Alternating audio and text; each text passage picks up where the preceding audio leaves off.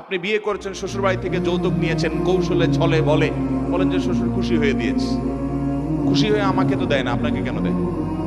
আপনার শ্বশুর খুশি হয়ে আপনাকে যে খাট কিনে দিছে, কই আমাকে তো একটা খাট দিল না যে হুজুর আপনার একটা খাট কিনে দিই। আচ্ছা আমি না হুজুর মানুষ, আমাকে দিবে, কই আর অন্যদেরকে তো দেয় না। ভাইরা আমার, এগুলা কৌশলে বলে যে শ্বশুর বাড়ি খুশি হয়ে দিছে, ওনাদের মেয়েকে ওনারা দিছে। অনেক ছোট লোক আছে, মেয়ের বাপরে বলে আমাদের কিছু দেওয়ার দরকার নেই, আপনার মেয়েকে আপনি খুশি হয়ে যা দেন। বলে কি বলে না? আপনার মেয়েকে আপনি খুশি হয়ে যা দেন। আরে ভাই, আমার মেয়েকে আমি খুশি হয়ে কি দেব কি দেব না, তোমার মাথা ব্যথা কেন এটা নিয়ে? লক্ষণ খারাপ। যে সমস্ত অমানুষ, যে সমস্ত ছোট লোক, অনেক নামাজি কালায় মানুষ আছে, এই লম্বা দাড়ি, মাথায় টুপি আছে, ভালো করে শুনে রাখেন।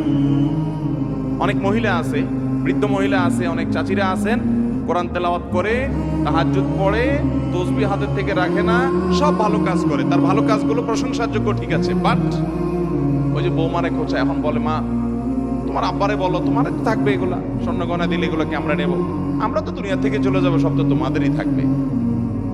এই যে কৌশলে মেয়ের বাপের বাড়ি থেকে জিনিসপত্র আদায় করা, এটা হারাম।